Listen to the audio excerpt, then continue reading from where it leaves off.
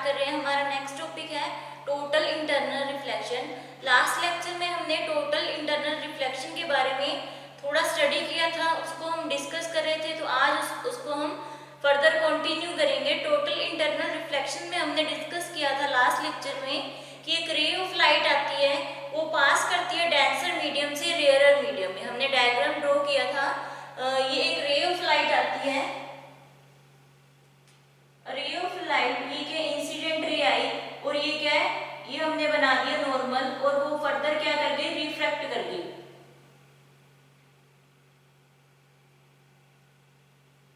फिर एक और इंसिडेंट रे आई, इंसिडेंट रे आई, और वो फिर फर्दर क्या कर गई, रिफ्रैक्ट कर गई। ये हमारा है डेंसर मीडियम,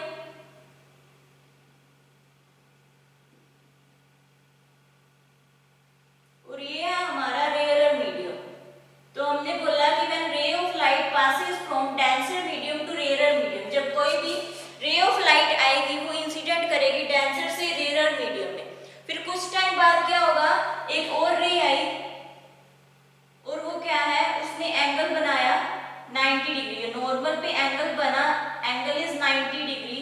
तो that so when ray of light is incident, when the angle of incidence corresponding to angle of refraction becomes 90 degree, तो angle of incidence या angle of corresponding to angle of refraction जब 90 degree का angle बनाएगा तो उस case में बोलेंगे that angle is called critical angle। तो ये एंगल हमारा क्या होगा, क्रिटिकल एंगल। जब नॉर्मल के बीच हमारा एंगल बनेगा, थीटा क्या होगा, 90 डिग्री का होगा, तब वो एंगल हमारा क्या होगा, क्रिटिकल एंगल। फिर हमने फर्दर बोला कि एक रे आई,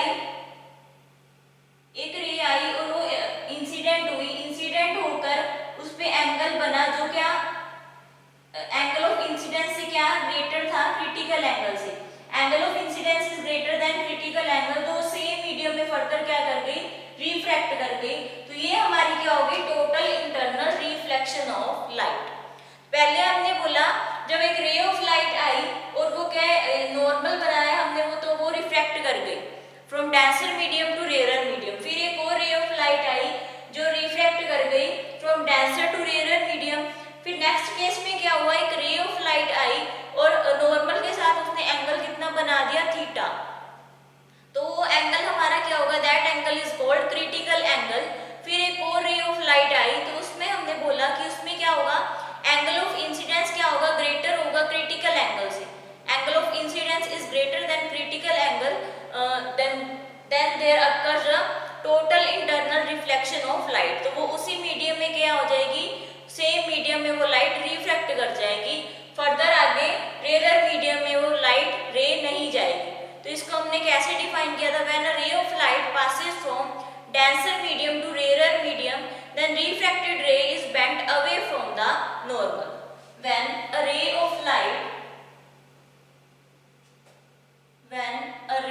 light passes from denser to rarer medium, passes from denser to rarer medium, denser to rarer medium,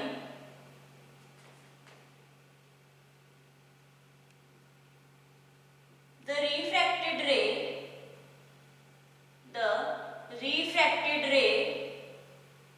तो एक रिफ्रैक्टेड रे आएगी जो क्या है, bent away from the normal, जो नॉर्मल से क्या है, बेंट हो जाएगी। रिफ्रैक्टेड रे is bent away from the normal.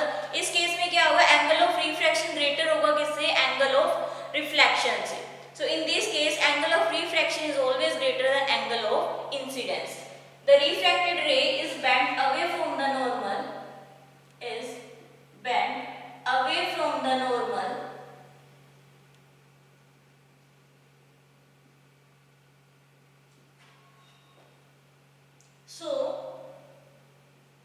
so the refracted ray, so the angle of refraction is always greater than angle of incidence। तो इस केस में क्या होगा, जब ये bent away from the normal हो जाएगी तो एंगल ऑफ रिफ्रैक्शन क्या होगा, हमेशा ग्रेटर होगा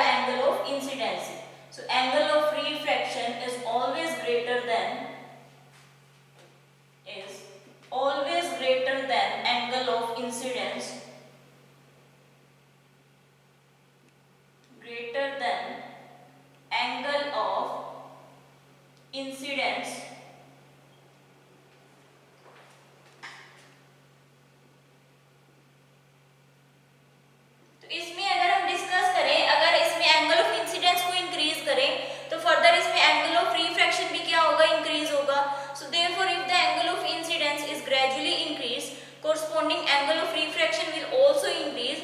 कब तक इंक्रीज रहेगा? जब तक इसकी लिमिट एंगल ऑफ रिफ्रैक्शन की क्या है 90 डिग्री की नहीं हो जाएगी, तब तक एंगल ऑफ इंसिडेंस और एंगल ऑफ रिफ्रैक्शन क्या रहेंगे? अगर एंगल ऑफ इंसिडेंस इंक्रीज कर रहा है तो उसके कॉरस्पॉन्डिंग एंगल ऑफ रिफ्रैक्शन भी क्या करेगा? इंक्रीज करेगा. So therefore if the angle of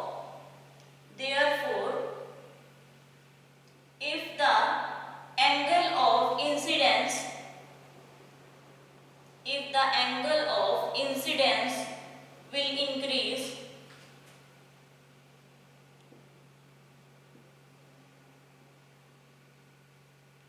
corresponding to angle of refraction will also increase, corresponding to angle of, तो उसके corresponding angle of refraction भी क्या है? इंक्रीज करेगा. कब तक? जब तक इसकी लिमिट क्या है? थीटा हमारा 90 डिग्री तक नहीं हो जाता. will also increase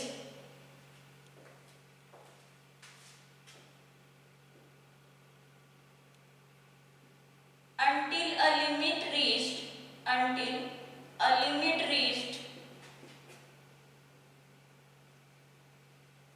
कब तक? जब तक इसकी लिमिट क्या हो जाएगी? until a limit is reached when angle of refraction become equal to 90 degree. जब एंगल ऑफ रिफ्रैक्शन कितना हो जाएगा 90 डिग्री का, तब तक ये क्या है? एंगल ऑफ इंसिडेंस के साथ साथ एंगल ऑफ रिफ्रैक्शन भी क्या होगा? इंक्रीज होगा. Is reached when the angle of refraction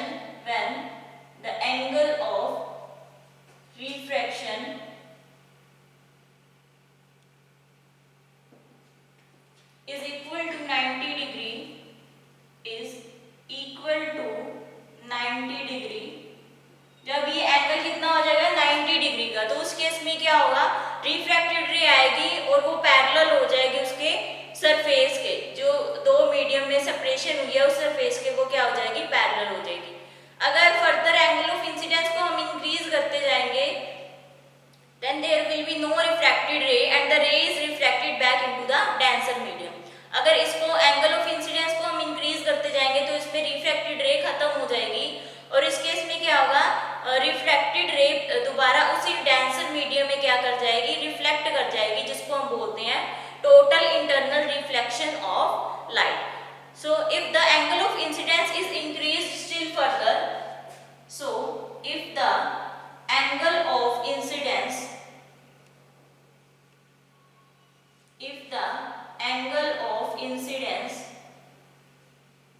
is increased still further,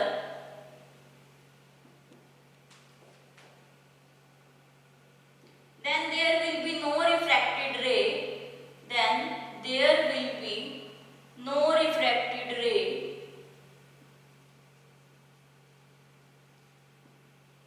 इसमें हमने क्या बोला? अगर हम एंगल ऑफ इंसिडेंस को फर्दर इंक्रीज करते रहेंगे तो उसमें रिफ्रैक्टेड रे क्या है? खत्म हो जाएगी. तो इसका मतलब क्या है कि रे क्या है? रिफ्लेक्ट बैक कर जाएगी उसी सेम मीडियम में. ये हमने बोला कि इंसिडेंट रे आई जब भी क्रिटिकल एंगल से एंगल ऑफ इंसिडेंस ग्रेटर होगा तो वो सेम मीडियम में रिफ्लेक्ट कर गई डेंसर मीडियम में. फर्दर रेयरर मीडियम में वो रिफ्रैक्ट ही नहीं करेगी. सो द रे is reflected back into the denser medium. So the रे is reflected back into the same medium, into the same denser medium,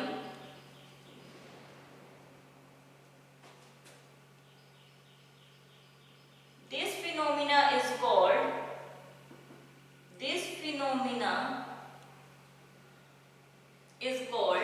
total internal reflection,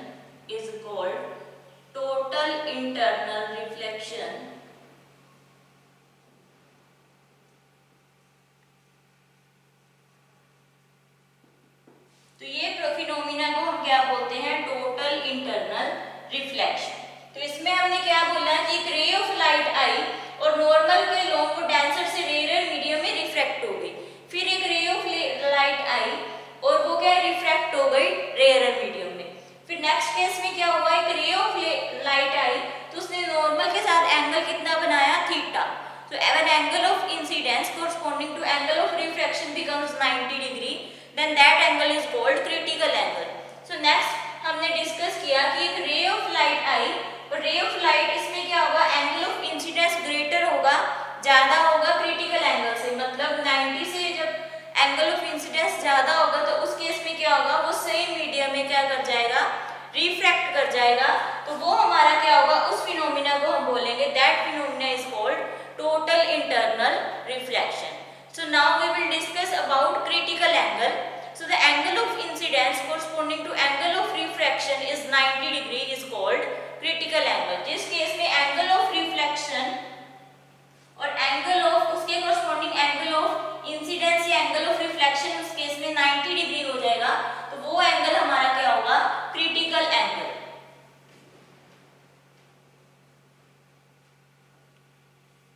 So ये तो हमने discuss किया दैट टोटल इंटरनल रिफ्लेक्शन क्या होता है। अब हम नेक्स्ट डिस्कस करेंगे that is critical angle.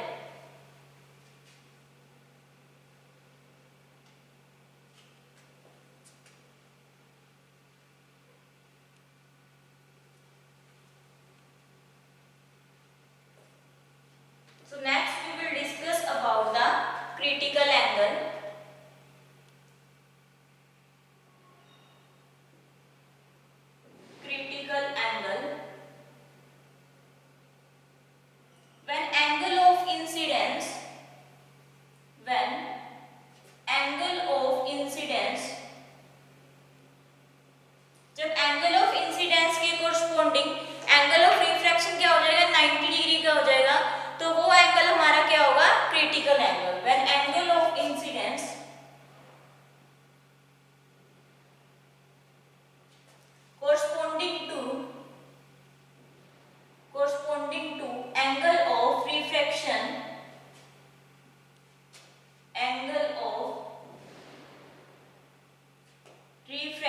Becomes 90 degree is 90 degree, then it is called critical angle. तो वो एंगल हमारा क्या होगा, that angle is called critical angle.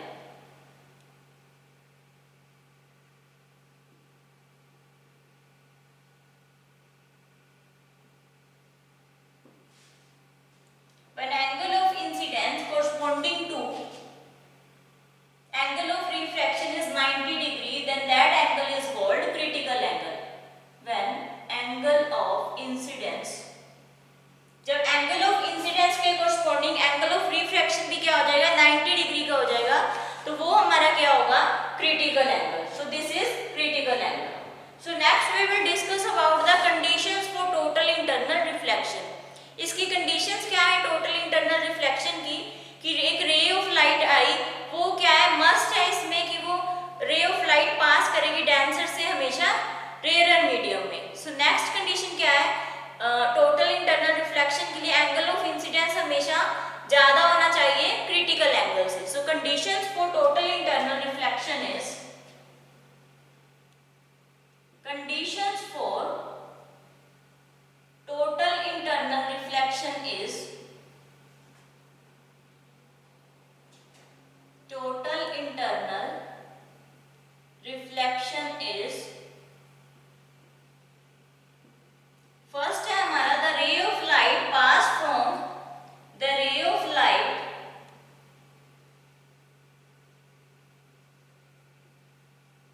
must pass from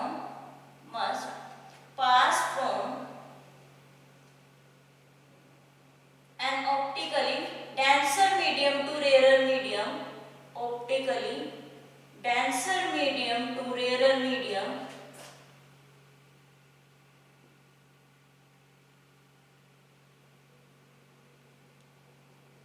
so second point है हमारा इसमें जो कंडीशंस है टोटल इंटरनल रिफ्लेक्शन के लिए, that angle of incidence is always greater than critical angle. Angle of incidence हमेशा क्या है, बड़ा होना चाहिए क्रिटिकल एंगल के लिए, क्रिटिकल एंगल से। ये कंडीशन है टोटल इंटरनल रिफ्लेक्शन के लिए। So the angle of incidence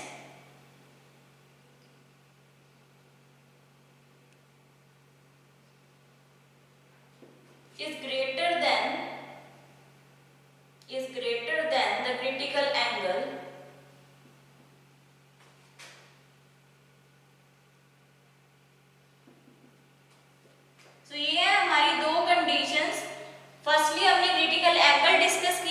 after that we will discuss about the conditions of total internal reflection. So now we will discuss about the applications of total internal reflection. So अब हम discuss करेंगे total internal reflection की applications के बारे में.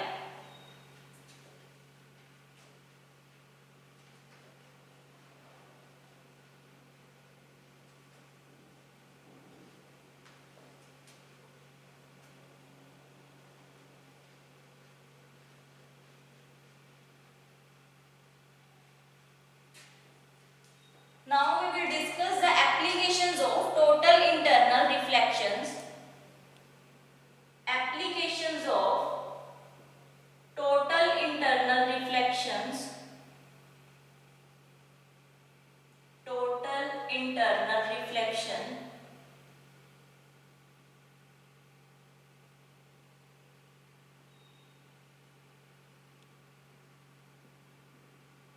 First application हम discuss करेंगे that is mirage. First application is mirage. ये क्या एक ऑप्टिकल इल्यूजन है कि हम अगर कोई ट्री है उसके नीचे अगर हम दूर से देखें तो हमें लगता है कि कोई इमेज बन रही है, बट अगर हम पास जाकर देखें तो हमें दिखाई देता है कि कोई इमेज वहां शो नहीं हो रही, बट अगर दूर से हम देखें कि हमें ऐसा लगता है कि कोई इमेज बन रही है. तो इसको हम डिस्कस करेंगे. मिराज क्या है? एक ऑप्टिकल इल्यूजन है कि हमें ऐसा लगता है बट एक्चुअली में ऐसा कुछ नहीं होता है. So mirage is an optical illusion of deserts on hot summer days. So mirage is N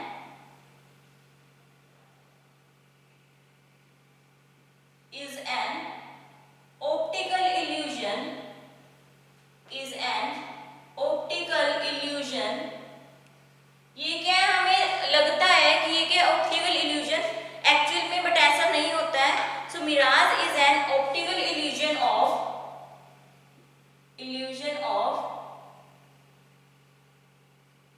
deserts on hot summer days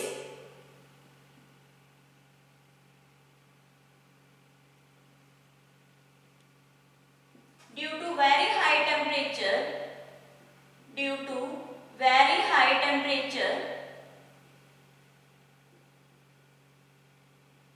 जब टेम्परेचर क्या है बहुत ज्यादा, बट जब टेम्परेचर ज्यादा होगा द एयर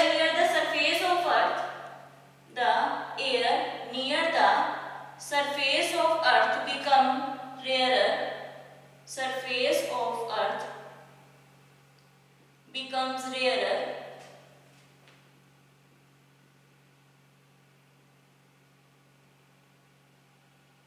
और air below the surface of earth becomes denser. इसमें क्या होगा? on hot summer days, गर्मियों में क्या होता है?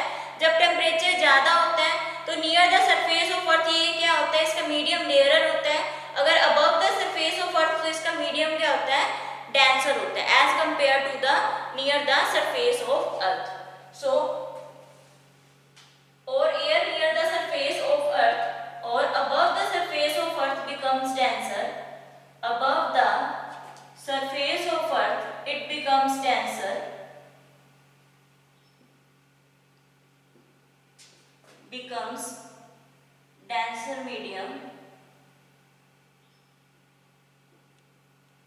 तो ये अगर हम एग्जांपल डिस्कस करें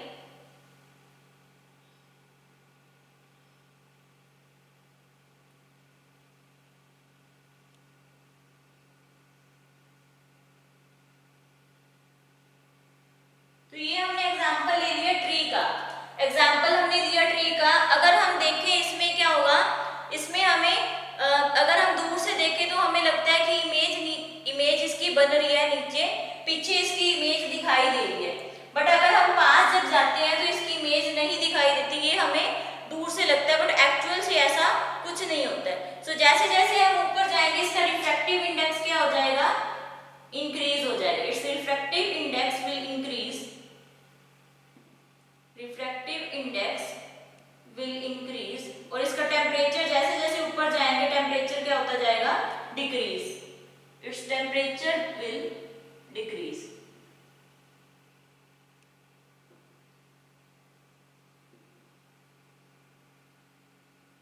ऐसे अगर हम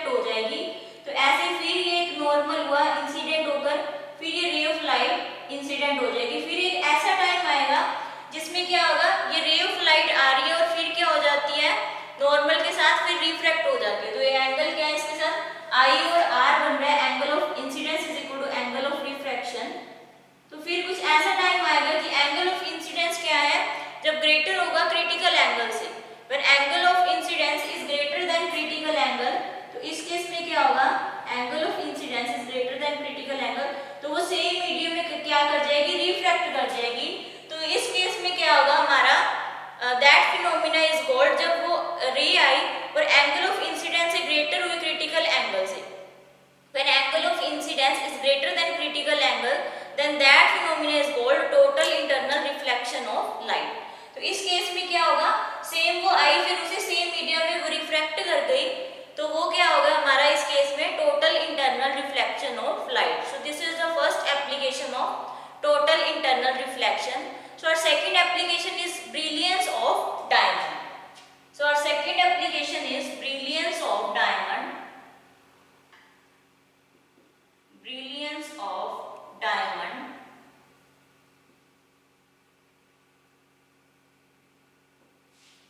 So brilliance of diamond भी क्या है, brilliance of diamond भी डिपेंड करता है किस पे, टोटल इंटरनल रिफ्लेक्शन पे। So the brilliance of diamond depends upon the brilliance of diamond। ये हमने किसका बनाया, मिराज का diagram। So the brilliance of diamond depends upon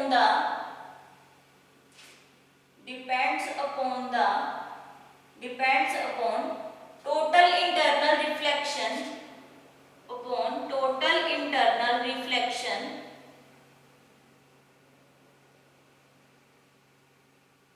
its refractive index is, so इसका रिफ्रैक्टिव इंडेक्स कितना होता है, 2.42। इसका रिफ्रैक्टिव इंडेक्स होता है 2.42। तो अगर हम क्रिटिकल एंगल निकाले तो वो कितना होगा, 24.41 degree. So the refractive index of diamond is, the refractive index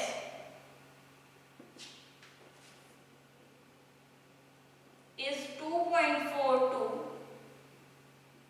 and the critical angle is, and the critical angle is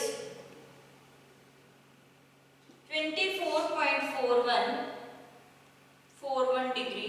तो इसमें अगर हम निकालें रिफ्रैक्टिव इंडेक्स और क्रिटिकल एंगल निकाले तो वो कैसे निकलेगा, mu is equal to 1 by sine of IC critical angle.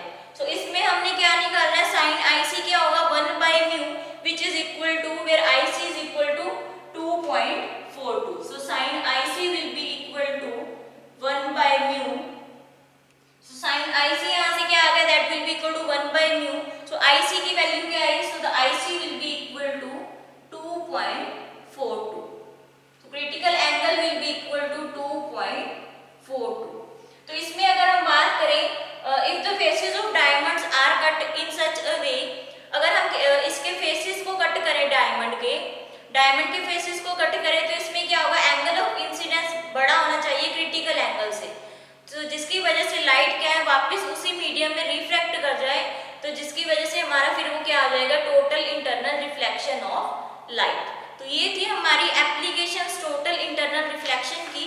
So next we will discuss the topic of definition of microscope and telescope. So now we will discuss the definition of microscope and telescope.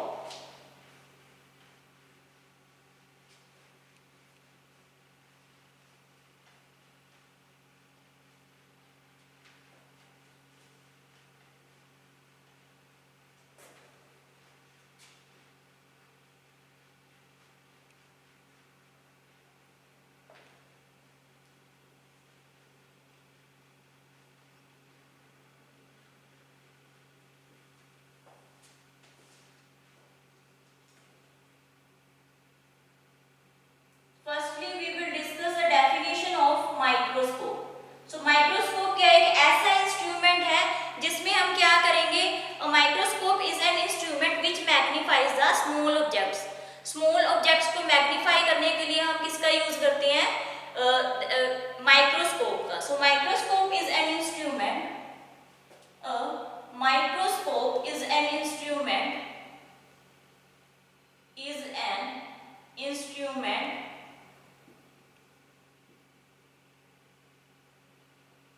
Which is used to magnify the small objects, which is used to magnify the small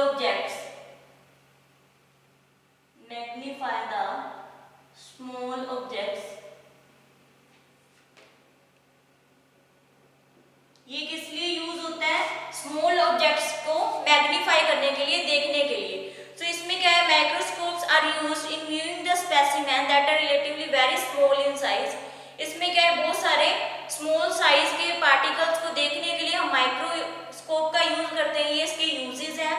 they are used to view the cellular structure of organs, germs and bacteria. और जो छोटे छोटे bacteria present होते हैं उसको भी हम microscope की हेल्प से हम उसको देख सकते हैं। So next we will discuss the definition of telescope. Microscope में तो हमने डिस्कस किया कि हम स्मॉल ऑब्जेक्ट्स को देख सकते हैं। टेलीस्कोप किस लिए यूज होता है?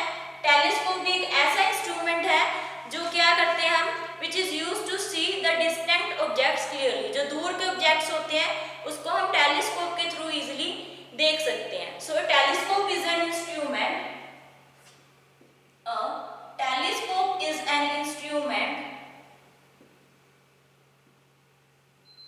which is used to, so telescope क्या है, एक ऐसा इंस्ट्रूमेंट है जिसमें क्या है, used to see distant objects clearly, used to see distant objects clearly।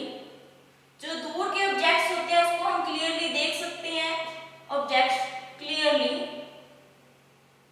तो ये है हमारी डेफिनेशन